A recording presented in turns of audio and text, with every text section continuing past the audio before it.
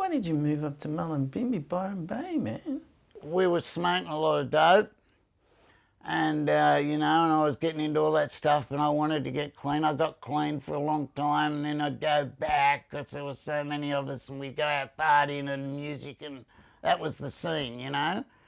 We weren't taking anything heavy or anything. And then all of a sudden the grass dried up and all the importers got caught and there was no hash, there was no nothing. So people started pushing heroin and cocaine, and I got a heroin habit in about 4 years. Well, the girl I was living with couldn't stand anymore and left me, so Terry, my good friend who lived in Byron, who I lived in Bundina with and was my school teacher in Owen Gordon and Smith, said, come up here, mate, you know. So what happened was I got 9 months jail. I got caught and they gave me 9 months. Fucking being an addict. Anyway, so what happened, so I went to his farm and lived there for 6 months on appeal of this court case. And I got clean, got healthy, got well, started doing my macrobiotics again and living vegetarian. I was doing them anyway. I didn't eat meat through the whole process. I said, I can kill myself, but I'm not going to kill anything else.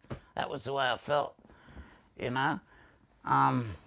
For me, getting stoned and getting high is always a shortcut to euphoria, you know. It's a lot easier than fucking doing the work in your head, you know. A very lazy man, you know, because I knew so much and understood so much, but I wasn't willing to put the work in. I just wanted to drop a pill and feel the same, you know. Saying that the more you let go, the more it comes to you. What do you mean? Freedom of thought, being one with the energy, you know? Well, yeah, of course it does. If you understand and surrender to what's true, and follow that path and understand it's not a path, but you follow that direction of surrendering to what's true instead of sweeping it under the carpet. All right, I smoke dope, but, you know, I'll just sweep it under the carpet there. And, you know, if you surrender to the truth, you shouldn't do anything like that.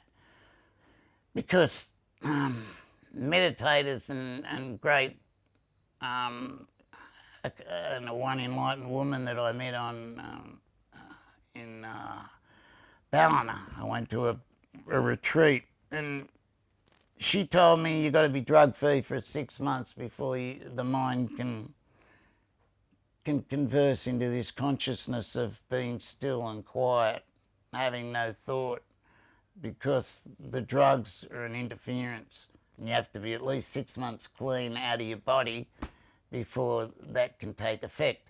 Because I asked her, because every time I meditated, I'd fall asleep. So I asked the question, and she went in the group session. She said, there's a very important question. Why do I fall asleep while meditating? And she explained, she said, it's because people take drugs and stuff, and it's the first time they've ever felt relaxed and really at ease without the drugs. And their mind falls asleep. It's such a thin line between sleep and bliss, you see, but if you've got the drug in your system, it'll take over and put you to sleep. She explained exactly what was going on and she didn't know me. So I knew she was right, you know.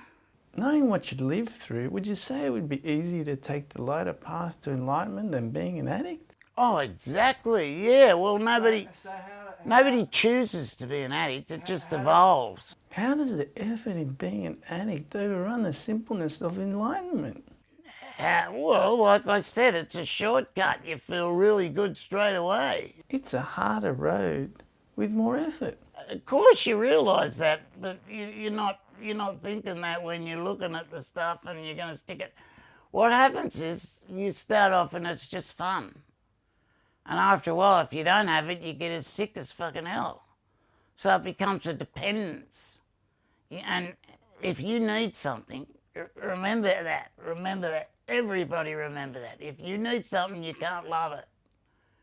You know, I mean, I needed heroin. I don't think I loved it. you know. It didn't love me, it was on my back killing me, you know. So anything you need, you can't love. You have to love something and let it be free, you know. If it comes back, it loves you too. You know, that's what love is. Love is freedom. Love isn't needing.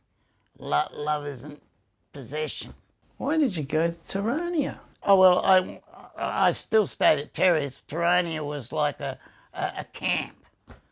So we went to Terania and camped there to protest. And we all set up camp and a big, beautiful...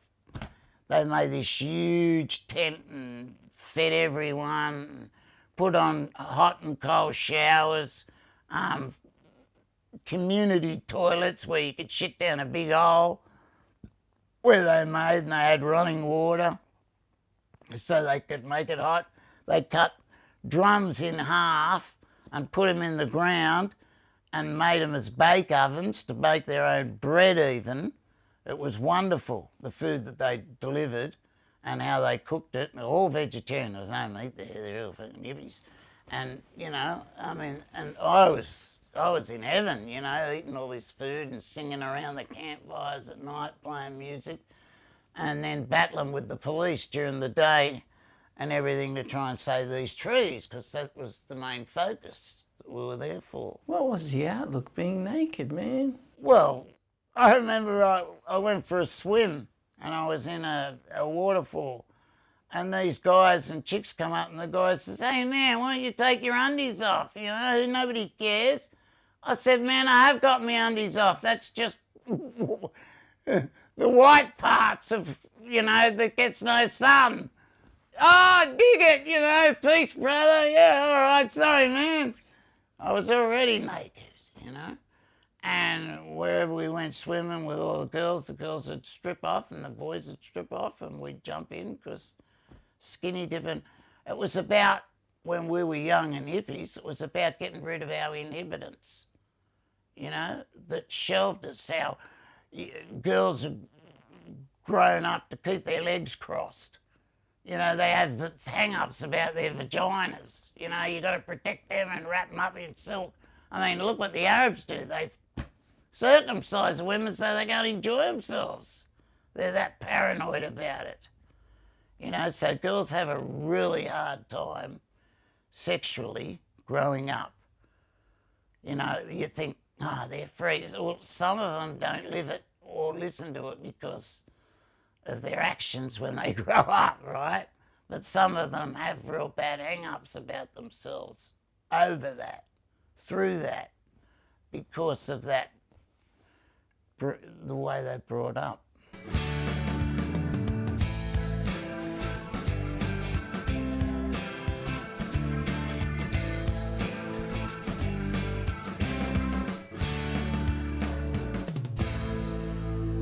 It's me, Johnny. I'm home.